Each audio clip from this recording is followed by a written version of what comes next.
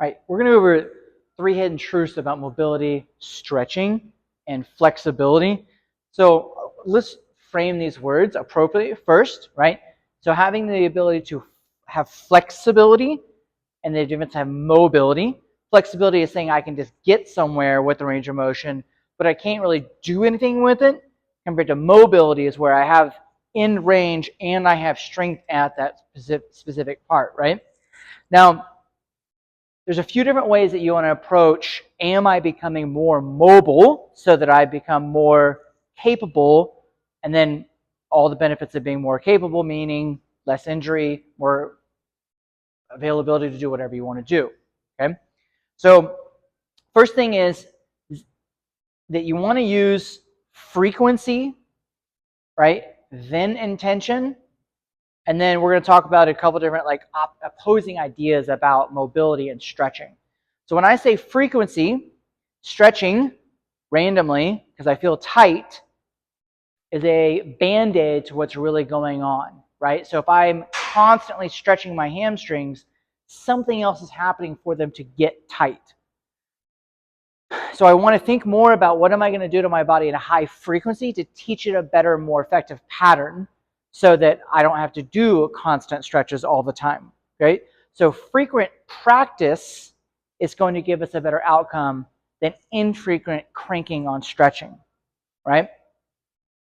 First way I would like to do that is I would like to start thinking about how am I using my mobility when I'm exercising to get the most out of my body. So if I take something like overhead mobility. So if I think I can't raise my hand overhead, I would like to have more mobility in my shoulder.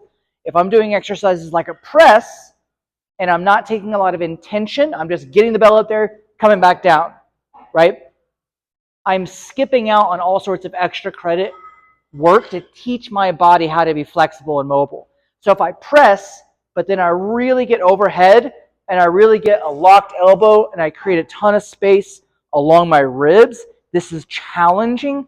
There's lots of space out here. I'm taking that extra moment to practice being mobile. This is tight position, and I'm coming back down.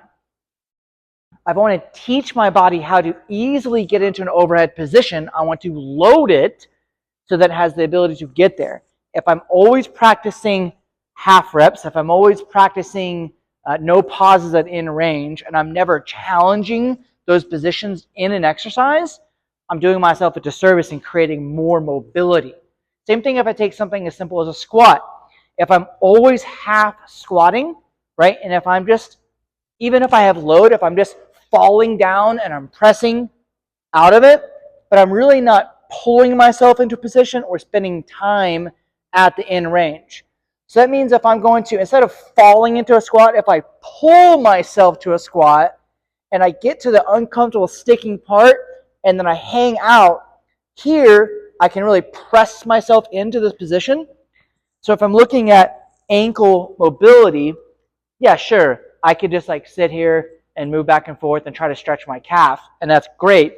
But if every time I squat, I think about pulling my shin into my toes as I'm squatting, I start to teach my brain to teach my body that this is a new normal range of motion. So if every time I squat, I think I'm going to drive my shin into the top of my foot at the bottom where I squat, I start to teach this part of my body that it's okay. We're going to come back around to that flex, don't stretch idea in a second. So if I'm spending more time, right, wedging myself in positions when I'm loaded in a high frequency, meaning like every other day, because that's when I'm exercising, my body's just going to remember it. It's going to go, oh, this is a normal pattern for me.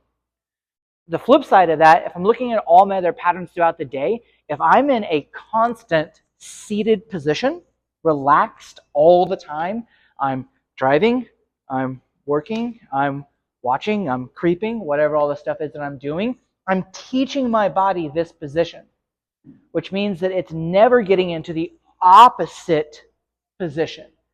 So it's not surprising that going into half kneeling position feels tight because I'm never there.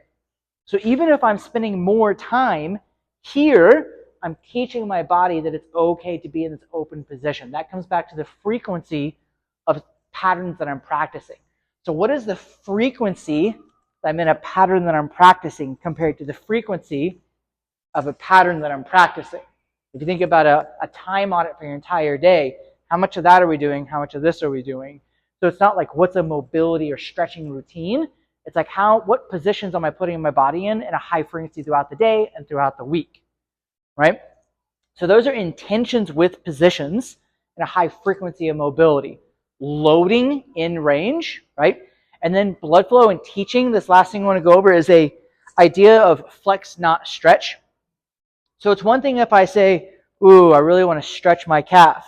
Again, nothing wrong with this, right? But now, am I teaching that muscle how to do anything? Or am I just statically hanging out over and over and over and over again, right? So now, if I say, instead of just stretch, if I think flex, if I pull my foot into my shin, I start to teach these muscles to work, which allows these to open up, right? We have this idea, we all know that tight hamstring feeling. So it's one thing I can stretch my hamstring, but if I were to simply flex my quad, I'm not thinking about my hamstring, I'm just flexing this quad. My range of motion is going to increase. It's already increasing because the relationship between the opposing muscles. So I flex, this stretches, right? So the more often I can flex, the less often I'll have to stretch, right? And the last thing about being mobile, heat is your friend, lotion is motion. So think about how much time am I spending before sessions? How much time am I spending in between sessions keeping those joints going and keeping those muscles moving? So if I want more overhead mobility, am I practicing overhead mobility in a high frequency, right?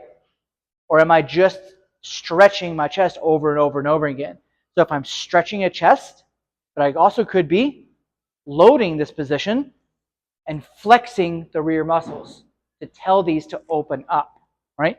So flip the idea around just hanging out stretching to how often am I practicing my mobility and the high frequency of action, of practice.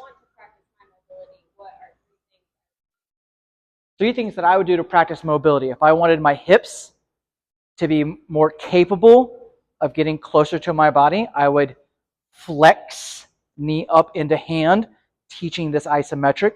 So I'm flexing a hip, right?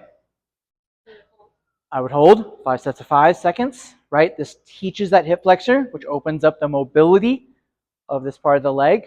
Same thing with like internal rotation. If I'm constantly stretching this glute, am I flexing in to that other opposite side, right? And on my shoulders, am I flexing away, pressing into something, right? Am I pressing to teach my body an open position compared to my constantly stretching, right? Stretch then flex. 45-second hold, 5 sets of 5. Your body's going to open up in those positions. Hope that helps.